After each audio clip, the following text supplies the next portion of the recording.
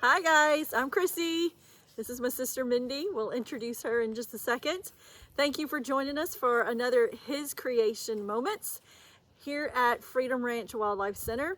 Now today we're in the emu exhibit with the porcupine right behind us. His name is Mo. So if you see some black and white quills walking by, that's just Mo the porcupine. You may hear some weird noises. If you hear a booming sound, kind of like a drum, that's our emus. We have 3 female emus, and they all drum. The boys sound a little bit like a grunt or a pig sound almost. We don't have any boys here at Freedom Ranch, not boy emus anyway. And the porcupine does kind of a little grunting sound. So if you hear any of those sounds, oh, and the red-tailed hawk might say something. They have a beautiful screaming sound. So we have, oh, there's a vulture flying in the background. We have lots of wild vultures around. We are definitely out in God's nature. That's where we love it. So today we're going to lead off with a very cool verse. But first, I would love for my sister to introduce herself to you. Hi, I'm Mindy, and I'm a child therapist in private practice. And in all of my spare time, I'm fowl keeper, maintenance department, just whatever else needs to be done here at Freedom Ranch. So. My support animal sometimes. Now, you say fowl keeper. What in the world is a fowl? Well, let's see. We've got fowls that are chickens and peafowl, which are peahens and peacocks. We've got turkeys, ducks of all kinds, geese, guineas, loud guineas. Billy Bobs. Yeah. That's what we like to call them. So I think that's the extent of our fowls around here. Yeah, we have a lot of fowl. We like our fowl. Mm-hmm. They're very addictive. They are addictive. They all have their own personality. So let's start off with our verse. It is the same one I ended with on the last video. It's from Luke 10, and it's verse 41. But the Lord answered her, Martha, Martha, you are anxious and troubled about many things, but one thing is necessary. Mary has chosen the good portion, which will not be taken away from her. Now, of course, we know that Mary chose to sit at Jesus's feet, while it looked like Martha was just piddling around, doing all sorts of housework and all that sort of stuff. So today you are in for a treat because you have a true Martha spirit right here in me, and you have a true Mary spirit right here. We couldn't be more opposite sometimes. And in our adult life, as a lot of you know that we live together, we've lived together for a long time, and a lot of people are pretty amazed at how well we do get along most of the time. And that's because in our adult lives, we've kind of figured out how this Martha and Mary spirit work very well together. So we're going to talk about each one and maybe how we can help each other through those daily times of having a Martha or a Mary spirit. I'm a Martha spirit, and the reason I think I'm such a Martha spirit is because when I was 6 years old in first grade, my teacher told my mom that I would always be an average student. Now, no matter what my mom did to try to instill something different in me about how God gave me such great gifts and wonderful plans for my life, I just constantly believed I was average, or a lot of times below average, and it's just been a matter of proving myself my entire life. Now, my adult life, I've gotten a little bit better, and I'm trying to get better about acknowledging the fact that my worth only comes from God and how much He loves me. But it has been a battle. So we're going to hear from Mindy and the advice she might have for us as a Mary spirit. Okay. I think sometimes it's the way you're born as far as just kind of your disposition. And then it can be some wounding, like Chrissy, that can kind of drive you in one direction or another. But I think the key for me is when I'm doing something, whether it's at work with my kids that I'm working with, or if I'm over there raking and cleaning up after the fowl and making sure that they have a clean place to live.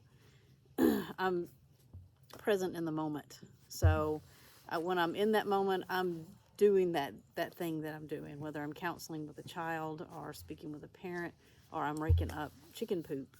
I spend that, I'm in that. If there's a chicken doing something that's fun to watch, I pause and I'd spend the time to watch the chicken. And then I take advantage of the time too, and use it as a space of just me and God time. I'm thinking about my day as it comes up, but only in the sense that, not in a fretful way, but bringing those concerns to God as I'm raking. We're talking together about some of the challenges with a kid that I will be seeing that day, and just asking him for the wisdom and discernment to help.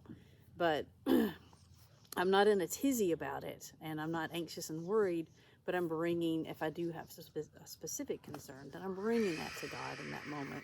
That's the red-tailed hawk. Mm-hmm. So I think the big thing is being in the moment that you're in and not trying to make it something else while you're in it, but spending that time in it. Right. And I see with you talking, I kind of see our different perspectives, because I love to stand back and look at what I've cleaned and I'm like, oh, that looks so wonderful. That animal's going to have fun with this, or it's so clean and tidy. But I'm kind of rushing to get it all done, and I might miss those fun things that if I was present in that moment, I might be able to enjoy cleaning a little bit more every day instead of just the after effects. So I see that kind of different perspective just in that. Right.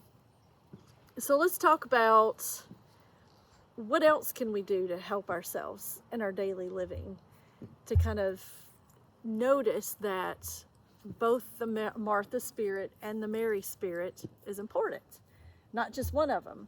God would like for us to work for him, serve him, serve others, love him, love others, but he also desperately wants us to sit with him, to seek him, to get to know him better, sit at his feet. Mm-hmm. So how can we kind of balance that out in our everyday lives? I think when we look at Martha, what she was doing wasn't bad. She was getting things ready. She was preparing food. She was in that woman's role that was very strong back in those days of what a woman was supposed to do. And so she was very much trying to meet those expectations and feeling the pressures of that, I think, on her as she was trying to make sure that here's Jesus. And when Jesus comes, Jesus doesn't come alone. Jesus is coming with all these other people, because everybody else wants to be and sit at Jesus's feet too. So Martha took all of that upon herself.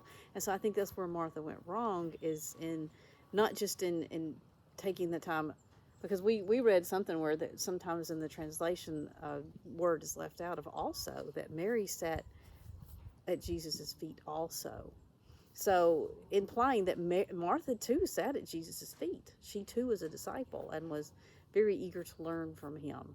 But in that moment, where we're trying to get a lesson here, she got caught up in the distractions of life rather than being in what was important, which was being with Jesus. And in that, she became defensive and, and it's demanded that Jesus do things that she thought was right in that moment, that he should make Mary get up and help her, and don't you even care? So, that's where she went wrong in all of that. And it wasn't wrong what she was doing, just in how it took over her and became a distraction for her. Right. And so I think being careful in those moments of busyness, that we're not just busy. Right. We know the purpose behind the service that we've gotten into. And we're not getting caught up in it and lost in that and lose the meaning of what we're doing. Right. And if we do find ourselves getting kind of caught up in the worldly distractions, maybe just taking 10 minutes away, take a break at work, go outside and enjoy nature for a few minutes, and get into God's word and study a Bible verse for 10 minutes and just tell God what you're feeling.